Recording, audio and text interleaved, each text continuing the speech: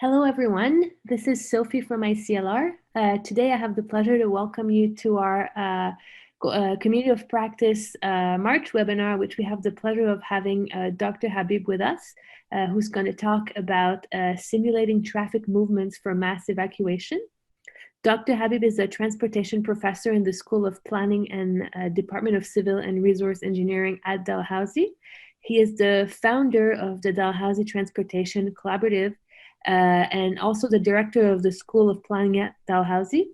His research interests include travel behavior analysis, travel demand forecasting, urban system microsimulation, and planning for the future of mobility.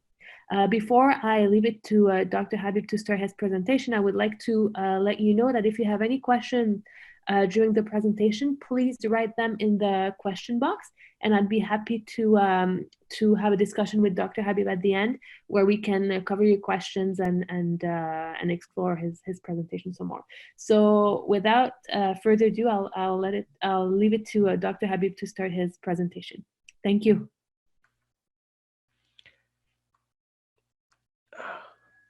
Thank you very much. It's Ahsan here. Of course, it's very good, if we could see each other and know who I'm talking with, but I believe we have a good attendance at this point. So as you can see from my first slide, just a second. Yeah, I would like to share some of the research finding that we have had on simulating traffic movements for mass evacuation. This project started a couple of years ago. I think we are working on almost 3 years with the objective that we try to understand if there is a hurricane or natural disaster being in a coastal community, how we should be preparing ourselves. My research team was mainly involved in simulating traffic movements for business as usual cases, meaning we did for transport planning or other purposes. And we found that it's probably a good idea to see if this type of extreme events happen, what happens with the same tool that we use for transport planning or transport engineering purposes. There are multiple funding agencies came into a place to support our work, and we also got interested that it might be a good area to explore. So I would like to share a couple of those, couple of students, not one student's work in this presentation, but multiple students' work as we go. So what I will do in this presentation, I'll give you some background and talk about the methods that we use for traffic microsimulation in particular, as well as how we applied that model for understanding a little bit more about how we can move people during those emergency events. I'll share some results and summarize and show you some future directions in which direction we are going in terms of expanding our research. So I believe you may all know after Hurricane Katrina and Rita, there was a good interest among transportation planners in particular to really understand how should we responding, how we can be thinking about evacuation. We all know there is a cost, human cost, as well as material cost for each of those extreme events, and for coastal communities, this could be quite deadly. Mass evacuation is a rare event, and you might know even for one of the hurricane last year, Houston didn't decide to evacuate. One of the major reasons was there was not enough clearance time for people to go to safe distances.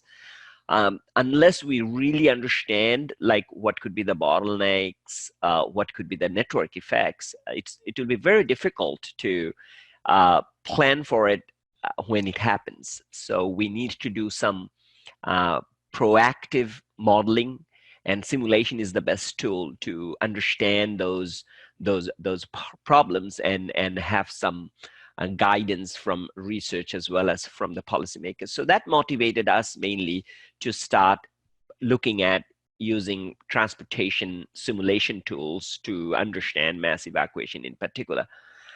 We also are interested to look at vulnerable population. What can we do with them, or how to evacuate if we have those kind of situation?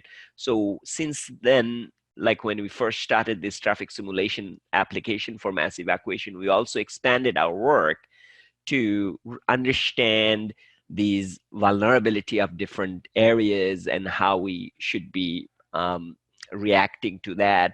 Can we improvise, or how we can improvise? So this is kind of our rationale to start this research stream in the last couple of years. If you look at the literature, you will see lots of like growing number, I would not say a lot of, but growing number of research, mainly on the auto-based evacuation, um, uh, qualitative, some small scale work. We have seen very limited work on like full network or full mandatory evacuation. So we thought, like, let's start with that. And Halifax is a good candidate for that. And I will come to that point very soon. So we thought, like, let's start like looking at this more as a holistically multimodal evacuation and testing a couple of countermeasures, how we can improvise our clearance time during these evacuation periods. So essentially what my PhD student is trying to do is develop this mass evacuation decision support system, bringing into multiple component. And here is another thing. This problem is such a complex problem we cannot do alone. We need help from public policy colleagues. We need help from GIS specialists, so we hydrologists to understand multiple kinds of things, so that we can mimic as much as possible more accurately network conditions and other things. We are the expert on transport modeling only, so we actually sought those help as we went for this particular work. So you can see in this slide on the left-hand corner, we tried to build this sequential model in which at the very beginning, we had this flood risk model from our colleagues from GIS and hydrology and water engineering, a couple of folks. They tried to develop a flood risk model for Halifax, and we tried to take that as a baseline so that we know what transportation networks might be affected. We have a Halifax network model, which is this classical 4-stage model, so that we know where are people at a given point in time. We have 24-hour network model, travel demand forecasting model, some people call it. So we have that. Then we tried to use this traffic microsimulation model in which the vehicles were represented at the acceleration deceleration levels, and really get a little bit more understanding of how and where queue lengths and other types of issues generate. We have a hope of this last one. We haven't done it yet, scenario building module. At this point, we test scenarios by the modeler's input, but we were thinking if we had a good interface where emergency managers or professionals can play with different scenarios without having full knowledge or full understanding of the back end side of the modeling work. So we are not there yet. We were expecting some funding at some point. That's why we kept that, but we haven't started that since that funding was not successful at the end. So let's start with the flood risk model. So we collaborated with our NSCC colleagues who are expert in doing digital elevation modeling and some sort of a hydrological model to see not only flood levels at different types of scenarios, with taking into consideration sea level rise, as well as Juan 2003, we had one big hurricane. So like taking the full extreme scenarios or moderate scenarios or lower scenarios of those natural phenomena, they came up with 5 flood risk scenarios: 2.9, 3.9, 7.9, and 15 and 30 meter flood risk. For 15 and 30 meter, Halifax Peninsula became an island, so we don't see any way transportation can help. Maybe Navy and other kinds of defense needs to be called in. So we selected only 2.9, 3.9, and 7.9 as a possible scenario. And as you can see on the right-hand side, we develop, based on the flood scenarios, we develop our transport network scenarios. So for each flood level, there are some disruption of links to 23.3% link disrupted in 2.9 scenario. And you can see 7.9 has 31%. Note that the percentage is not always reflective of the severity of how transport network is affected, because in certain cases, some of the strategic connectors, if they are flooded, we probably can have quite a problematic area. In Halifax, we have one of them, which is a rotary, Armsted rotary. So that you understand that there are also a couple of small link can bring quite a big problem. And I told you that I will be making a rationale for Halifax. I don't know how many of you have visited our East Coast, but Halifax has a very limited entry and exit point.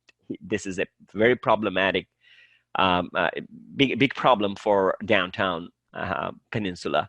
We have 2 bridges, as you can see, those dots, 2 bridges. Some of them might be not operational in case we have high wind or other kinds of problem. We have Highway 102 and Rotary and Bedford Highway in the other side. So these are the main entry and exit points. So even on a regular days, PM peak or AM peak, we experience quite a congestion on those areas. So during this high demand time for mass evacuation, it could be quite a big problem. So we found Halifax is a good case study to experiment with a mass evacuation scenario, microsimulation, as well as countermeasure testing. So we used VISM in this case, like you can see on the right-hand side of the slide. That's the network we represented. And we have total links of 1,700. We have signals, and we have even one-way, two-way, and all of those things reflected on our network model. We evacuated 65,000 people in a given time. We assume 10 a.m. when this mass evacuation order coming in, meaning not only the residents of peninsula is in the peninsula, but also the people who are commuters coming to the downtown for work is included there. So it's quite a big chunk of people and a very small time window to start. When the demand is highest, then we are trying to simulate for this simulation experiment. And you can see from this slide, we tried to put in all signals, stop lines within our traffic model. There are some work we have also done for driving behavior parameters within VISM. And we also made, my PhD student in particular, tried to bring dynamic traffic microsimulation within this, meaning there is a route choice component. So depending on the congestion, each of the vehicle has a freedom to choose alternative routes based on the searcher. So we use some sort of methodological improvement on those. We also did some calibration validation to improvise those simulated outcomes. We used our observed data. Fortunately, we had quite a good range of video image processing based traffic flow information for different routes in Halifax. So we use those to calibrate and validate our work. And we are quite confident R square turns out to be more than 0.81 for our calibration. Now the results, so what we did is we first tried to do this business as usual scenario only with respect to flood scenarios. So first is no links flooded. As you can see, we can do 100% evacuation, but as we use more flooded scenarios, we reduce to, say, for 7.9, we can only evacuate 87% of people. It takes a lot of time, 23 hours to evacuate the entire peninsula, which is quite a significant time. But you can also see, even if there is no flood, we have lots of evacuation issues, 22 hours that we need to evacuate the entire peninsula, because that's the demand, instantaneous demand in a given point in time at 10 a.m. So we saw that and we got scared, of course, and also some national media attention on that time, at that time. So the next task we started thinking about, okay, this is the business as usual scenario. What can we do to improvise that? So that's motivated our next work. We started looking at, can we do a staged evacuation instead of this simultaneous evacuation? Now, that's where we got quite a bit challenged, like how to do the staged evacuation. Like, there is one of my colleague, Kevin Quigley, always talk about this ethical dilemma, how we can really prioritize each zone and how can we do that. So we started then looking at, is there any way for the staged evacuation, which means like we will be ordering evacuation by zone. We subdivided our zones into 4 areas, which is kind of a neighborhood: South End, North End, Downtown, and West End. This is like how Haligonians identify themselves. So we tried to look at that, and we tried to understand a little bit more on what are the geophysical threats, what are the social threats or mobility threats, and how we can really understand each of those and to score which zones to be evacuated first. So for the social vulnerability, for example, like how many seniors are there, numbers of children. Mobility vulnerability is more these exit link disruptions, network clearance time, those type of things. And geophysical is the one like usually everybody looks at, flood intensity and the flood source, those type of things. So we tried to collect from census like as much information as we can on those attributes and try to use some sort of a Bayesian neural network theories. And of course, like it might sound a little bit overwhelming, but for a PhD student, they need to get the degree. So they have to come up with like a better and innovative ways of solving these issues. But it turned out to be quite straightforward at the end. Like they tried to understand, like based on those criteria for each type of vulnerability, they came up with some sort of a scoring methods.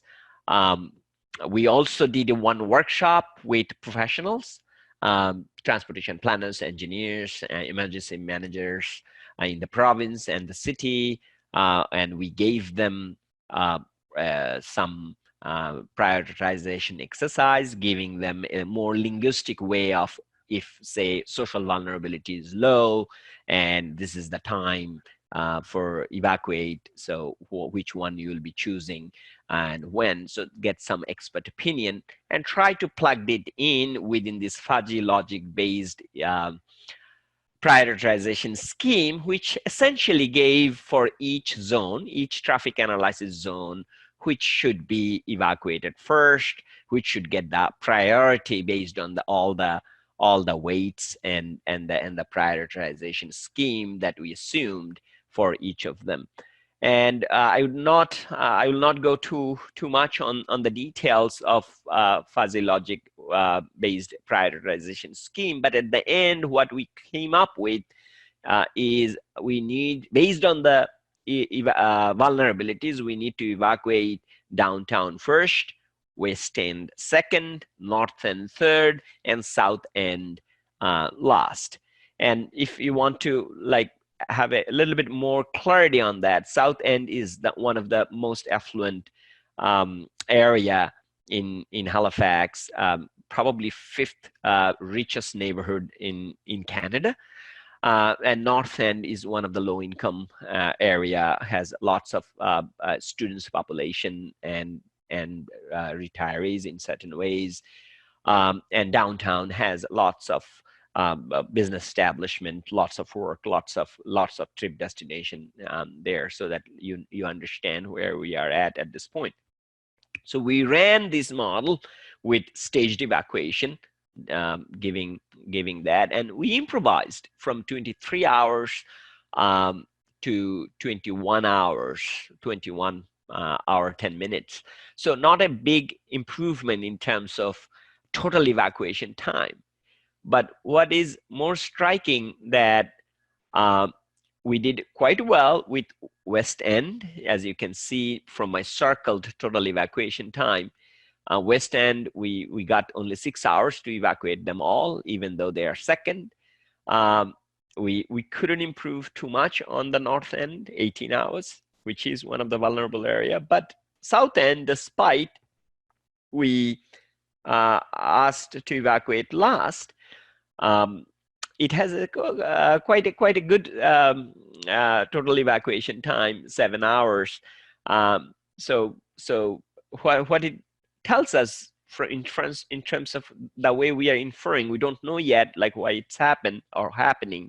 But one of theory is in the South End area, the capacity of the road, the design of the neighborhood is quite conducive to take the demand that we currently have, but the downtown is still not equipped with the people who reside there as well as the commuter to get them out. So the long queue length that we observe in the downtown and North End, the roads condition. So it's probably inherent vulnerability that we have in our transport network. Probably that is what it is reflecting.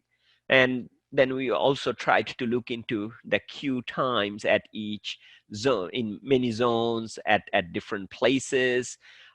So we are trying to understand in each hour what's happening. We are trying to like get more insights what's going on by zones and all others. We improvise that, but general conclusion remains the same. Since we haven't had quite a good handle on yet how to evacuate the entire peninsula with a much lesser time required, right now we are trying to bring other kinds of countermeasures, how we can improve operational pieces, the traffic operational pieces as a countermeasures, say some contraflows.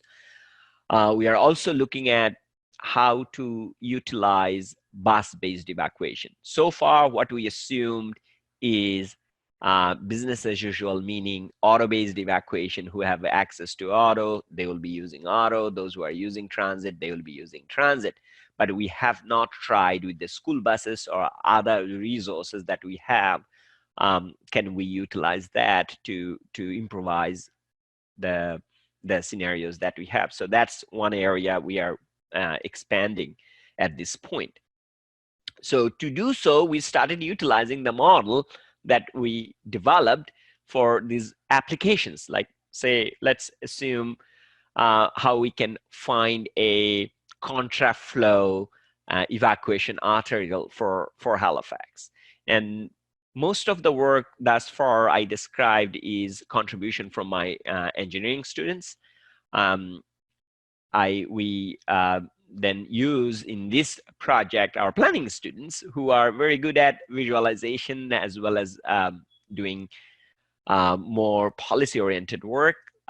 So they started putting what we observe from traffic simulation to SketchUp and other kinds of software to visualize them and really come up with more qualitative way of finding a route that we can use for better movement for extreme cases. So you can see this is same thing, but we just use a different way of visualizing simulated traffic.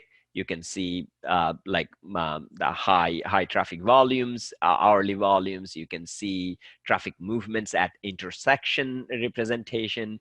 You can see average speed. So we tried to look at those points of congestion by queue length. So we tried to look at those. And these students also looked at worked with engineers to look at if we can do some improvement in certain intersection so that we get a more dedicated lane to make it a evacuation route during emergency. So we came up with at the end this route, which is like Queen Pool, Connaught, which might not mean much if you haven't visited Halifax, but a route that connects one of our highway 102, which can be used for evacuation. Now we are testing these scenarios, try to see if that improve our evacuation time for the downtown, as well as our other places that we have some difficulty. We also used our model to find out shelter location, where to put after we evacuate. In our earlier models, we assume two locations. One is a high school and one is a community college. One is Dartmouth, one is Bedford, and one external zone, assuming that people will go to Truro or other places if there is those type of emergencies. Now we started looking at using our model some shelter selection process. We considered 500 shelters, mainly social and cultural infrastructure, meaning community centers, some school building, those type of things. We did some sort of a multi-criteria analysis. So not only transportation consideration, which is like how much time people needs to be evacuated to those areas, which is coming as a part of our simulation output, but also looking at access to emergency services, structural attributes, environmental considerations. We also tested different types of weight scheme, like where we should be weighting more. We had some stakeholder consultation as well as direct input from our EMO offices. We tried to utilize those and use some sort of a multiple criteria evaluation analysis technique to come up with a couple of location. And this is some quick map of like what we got, different kinds of shelters represented in the left-hand side top corner map, density of shelters so that we can get some understanding. We also compared with our MCE driven shelter location with the shelter that people the experts chose during our workshop. And you can see on the right hand bottom corner, the green is the highest scores and lowest scores by, oh, this is not that map but we compared that, but this is one of the highest scores and lowest score shelter location. So we try to utilize this model output for multiple different kinds of ways of how we can do shelter location, how we can do some traffic operation improvement. So the work continues. We are trying to learn as much as we can from what we built in the last 3 years. And in summary, like what we can see that auto-based evacuation without countermeasures is still a big issue. We need to look at more deeply on this multimodal evacuation, meaning how we can use bus-based evacuation to reduce. Staged evacuation is good. That takes into account vulnerabilities, but not enough. but we'll continue those countermeasure scenarios, particularly bus-based evacuation, and also trying to see some of those combination of countermeasures. Now we have more information as we go, meaning we have a contraflow evacuation arterial, I'm calling in these days. So can those kind of things can help us. We are also giving some thoughts about what to do with the temporary road signing, temporary way of improving different intersection, different queue points. We have historically narrow roads in different parts. Is there a way we can improvise flows on those areas? So we are trying to, in a way, make it more efficient, more effective, but at least from an operational point of view. We have not looked at all in terms of more policy-oriented issues, or even we assumed everybody is evacuation ready at the curbside. So we have not looked at, oh, I'm panicked, I'm not moving my car, no accidents, at least what I presented today. We have another paper about that. So we assume that everything is running reasonably well, except the congestion effect, which we accounted for. But there are many more things to look for, and really think about. What happens to institutional care center, for example? They need more time, which is not accounted for on the network, but they have preparation. They might need a different kinds of vehicles. So there are many unresolved questions, but we are curious. We are trying to look at those possibilities as we go. So this is in a nutshell, we have done. I would like to thank all of my graduate students. Mostly it's the contribution of these talented group of students, research coordinators and staff. We are also grateful to NSERC as well as MUOPAR, Marine Environmental Observation Prediction and Response Network, and also my colleagues who are a partner, Kevin Quigley from McCracken Institute of Public Policy, as well as my colleagues from NSCC. There are lots of contribution from different groups on this project, and we are grateful. And thank you. I'll probably open the floor for you for questioning. Thank you very much, Dr. Habib. And I'd like to remind everyone, if you have any questions about the presentation, please feel free to write them down now in the question box. So I'll make sure to ask any questions you have about Dr. Habib's work. So I have a few already for you. First of all, has this work been either presented or integrated into emergency planning with the city of Halifax or the province of Nova Scotia since you've completed this portion of the work? Oh, very good question. We have presented to them, to Halifax EMO as well as Nova Scotia provincial EMO offices. They are quite aware of our work. There was direct collaboration with our students for shelter location, for example, with EMO Halifax. They contributed and they're aware of the outcome of it. I'm not fully aware of how much it has been used for emergency planning. We haven't had a situation for mass evacuation yet, but the learning is communicated. We found at one point Halifax police visited the lab to learn a little bit more when there was a gridlock due to our bridge delayed opening at some point, what they can do to use our traffic microsimulation modeling to understand the traffic operation a little bit more. So there are some, I would say, indirect use as of today. Direct utilization, we are not aware at, but there are quite a good interest. They all are aware of the work that we have done, as well as some of the findings during Dorian, I believe, like we had communication as well, so that like they are aware of what we came up with. That's great. Thank you very much. So right now the work you've done is very much focused on Halifax, which is understandable. You have to start with a specific place. Are you considering extending to other cities? And similarly, are you if you were to extend to a city like Vancouver, for example, would you have a way to incorporate road damage in your calculation? So let's say if Vancouver was to have a big earthquake and some roads were damaged, is this something? Could this method be applied to other cities and to other hazards as well? Yes, from the very beginning, we were um, um, quite careful in designing our research methods. We wanted it to be used in different cities.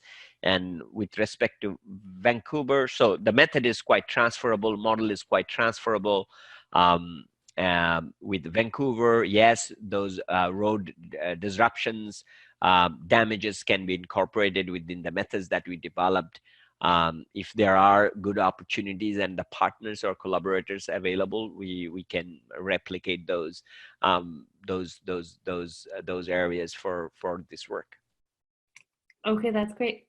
I think you mentioned towards the end of your presentation, considering how to inform people of specific roads to take. Are you also considering, for example, if there's a risk of storm surge at some point that could put some roads at risk? Are there ways that you would integrate ways to identify roads that are more risky or roads to avoid completely? Right. Very good question. Very good question. It's very difficult at this point, the way we set up that real-time response. Like if there is a storm surge which is not detected in advance, at this point we have not considered those real-time response and recovery.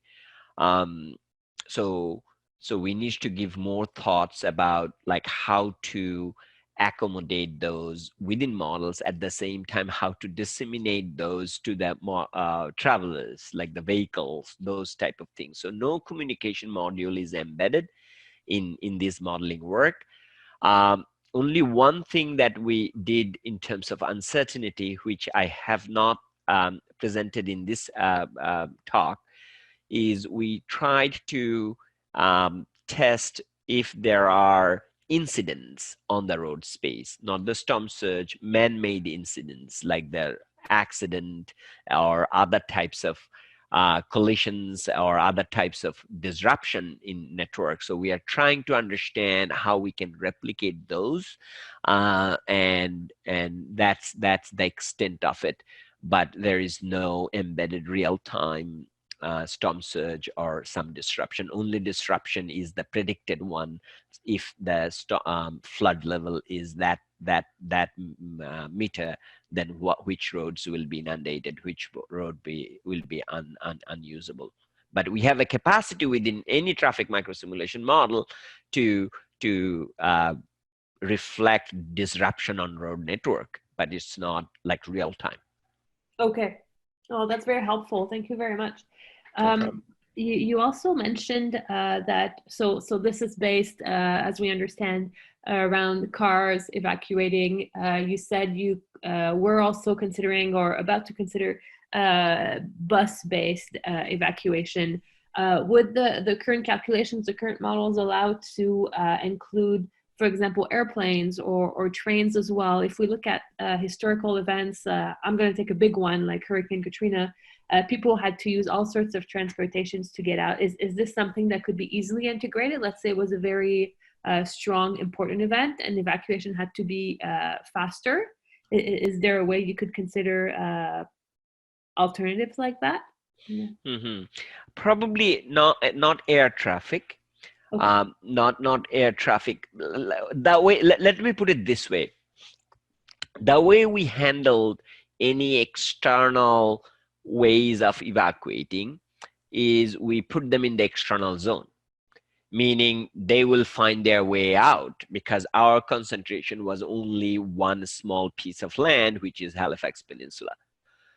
We didn't consider ferry because we thought for a hurricane or flood event that will not be useful. We have ferry in Halifax, but the train can easily be incorporated within the model. Anything surface network, we can represent within our model.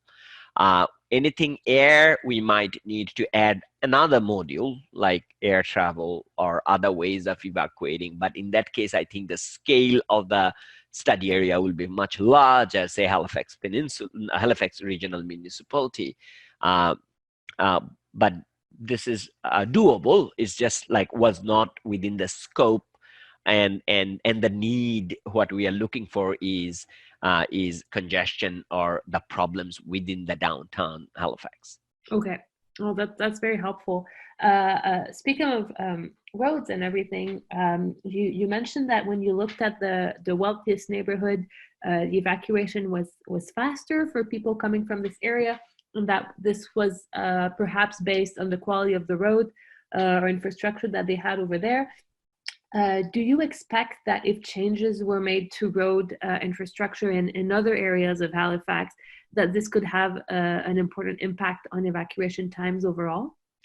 Very good question. Very good question. This is what we are like thinking in last 1 month before we put this for our peer review publication. So as you saw, the south end was the last to evacuate based on the vulnerability analysis, but we are seeing still they have much faster time of evacuating entire south end.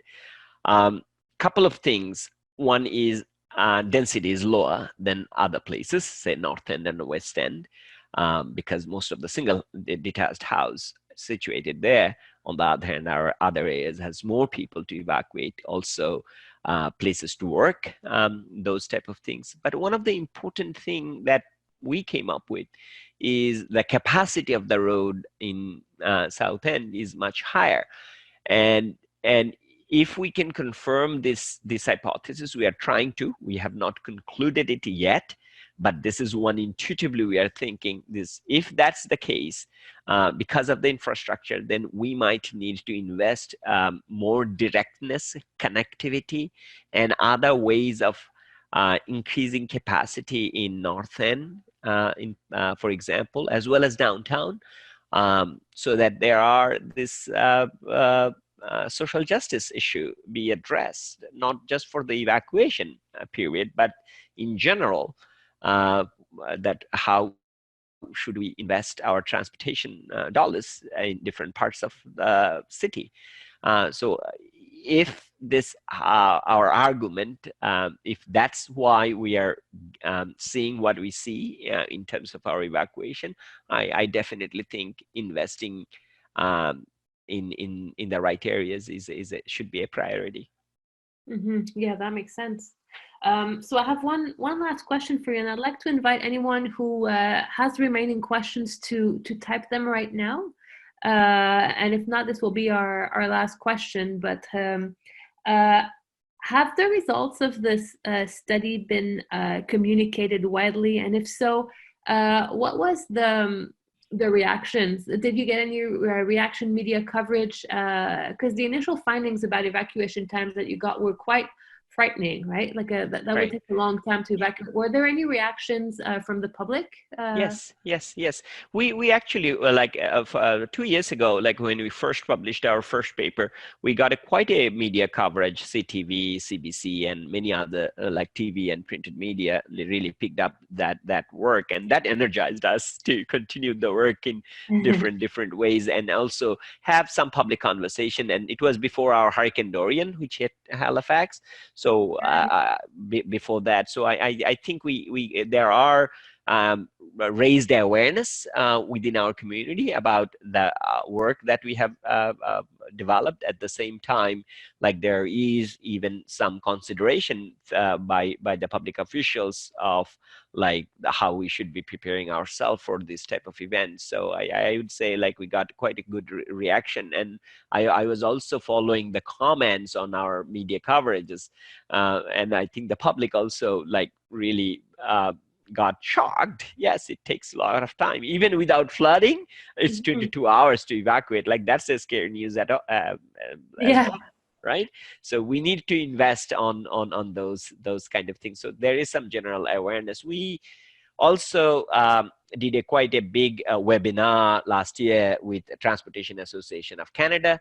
Um, so we widely reached out across the country on policy point of view, like so people are aware of our work at this point. That's great. This was very interesting. It's not a topic we hear about that often, especially in these days where we're asked to stay put. So hearing about evacuation feels quite different from what everyone's experiencing in the country right now. So thank you so much for presenting this very important research to us. I know this will be of interest to our community of practice, especially people working in transportation, infrastructure. I think this is really interesting, especially the fact that this could be replicated in other areas of the country. So I think we'll definitely learn a lot from this, and it can certainly contribute to inform emergency preparedness as well, which will be key. So thank you so much, Dr. Habib, for this, and thank you everyone who made the time to attend. We know these weeks are a bit challenging with some people being more isolated or not having childcare and things like that. So we really appreciate you making the time to come and attend. Just a quick word, the recording of this presentation will be available on our YouTube channel shortly. And I'll share a link as soon as it's available. So if you want to re-listen to the presentation or share with your colleagues, if you think it might be of interest, you'll be able to do so. So thanks again, Dr. Habib. This was a very insightful and helpful presentation. If you have any closing remarks, I don't know if you'd like to conclude. Yeah, sure. Yeah. Thank you very much for everyone for listening. And I think this is of course one important issue if we need to evacuate. Evacuate for not only natural disaster, but also man-made disaster. And at the same time, we need to learn more about these vulnerabilities that we have. Right now, we have the opposite direction of social distancing or preparing ourselves for pandemic. And we haven't given much thought about these extremes of like moving faster or not moving at all. So the more we go, we probably need to put our energy and ideas around preparing for uncertainties such as what we have now with the coronavirus, as well as like this type of mass evacuation event. So we have to be prepared in advance, and we need to collaborate, we need to partner, and we need to really think through with the tools that we have to get these things sorted out. Thank you very much for listening. Thank you very much, and everyone has a great afternoon. Thank you.